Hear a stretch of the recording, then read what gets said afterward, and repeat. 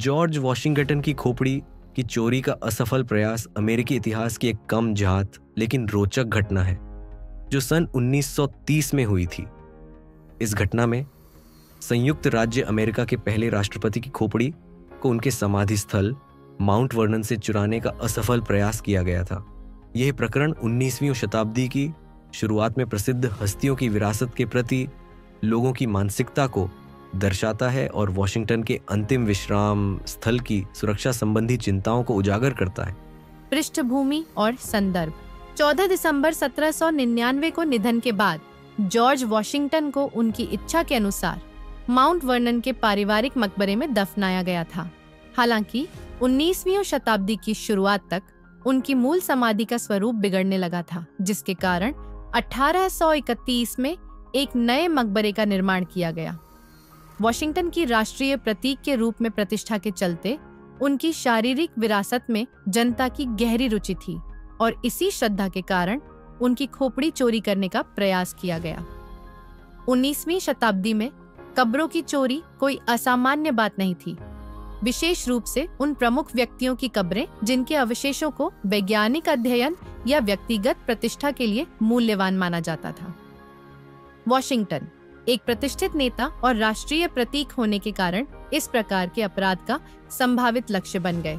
Mount Vernon में उनका समाधि स्थल अपेक्षाकृत सुलभ था, जिससे यह अवैध प्रवेश के लिए असुरक्षित बना रहा। चोरी का प्रयास। 1830 में माउंट वर्नन के स्वामी जॉन ऑगस्टीन वॉशिंगटन द्वितीय ने अपने एक माली को नौकरी से निकाल दिया, जिसका नाम अज्ञात है। प्रतिशोध में उस बेरोजगार माली ने वॉशिंगटन के मकबरे में घुसकर उनकी खोपड़ी चुराने का प्रयास किया। हालांकि गलती से उसने जॉर्ज वॉशिंगटन के भतीजे जज बुशरॉड वॉशिंगटन के रिश्तेदारों ब्लैकबर्न परिवार के किसी सदस्य की खोपड़ी चुरा ली। इस भ्रम का मुख्य कारण समाधि की अत्यंत जर्जर अवस्था थी। वहां वॉशिंगटन परिवार के लगभग 20 सदस्यों और उनके रिश्तेदारों के शव रखे गए थे, लेकिन समय के साथ कई ताबूत सड़ चुके थे, जिससे मानव कंकाल इधर उधर बिखरे पड़े थे। हालांकि जॉर्ज और मार्था वॉशिंगटन के शवों को शीशे की परत में संलग्न करके रखा गया था, जिसके कारण वे इस अपमानजनक स्थिति से बचे रहे। जब इस अपवित्रीकरण मकबरे के अपमानजनक अनधिकृत प्रवेश की खोज की गई तो वॉशिंगटन के अवशेषों की जांच की गई और उन्हें सुरक्षित पाया गया। इस घटना के बाद उनकी पार्थिव देह को नए अधिक सुरक्षित मकबरे में स्थानांतरित करने की योजना तेज कर दी गई और 1831 में यह मकबरा पूरा हो गया। परिणाम और प्रभाव।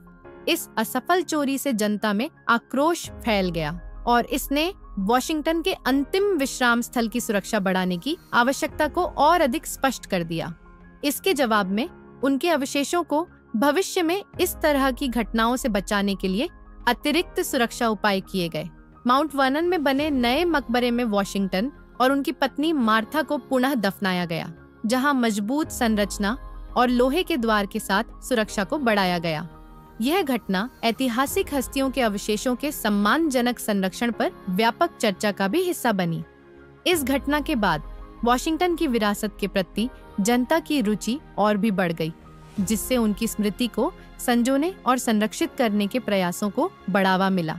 यह असफल चोरी इस बात का एक प्रमुख उदाहरण है कि ऐतिहासिक हस्तियों के अवशेषों को समय समय पर विभिन्न उद्देश्यों, वैज्ञानिक अध्ययन, व्यक्तिगत लाभ या सांकेतिक शक्ति के लिए निशाना बनाया गया है। हालांकि अन्य कई मामलों के विपरीत, जहां अवशेषों को सफलतापूर्वक चुरा लिया गया या अपवित्र किया गया, जॉर्ज वॉशिंगटन का पार्थिव शरीर सुरक्षित बना रहा और अंततः उसे एक सम्मानजनक और सुरक्षित समाधि में स्थानांतरित कर दिया गया। निष्कर्ष। 1830 में जॉर्ज वॉशिंगटन की खोपड़ी चुराने का प्रयास अमेरिकी इतिहास की एक अजीब और काफी हद तक भूली बिसरी घटना है। हालांकि अपराधी अपने उद्देश्य में असफल रहे, यह घटना वॉशिंगटन की विरासत के प्रति लोगों के गहरे आकर्षण और उनके मूल समाधि स्थल की सुरक्षा कमजोरियों को दर्शाती है। इस घटना के परिणाम स्वरूप उनकी पार्थिव देह की सुरक्षा में सुधार किया गया, जिससे यह सुनिश्चित हुआ कि अमेरिका के पहले राष्ट्रपति माउंट वर्नन में शांति से विश्राम कर सकें।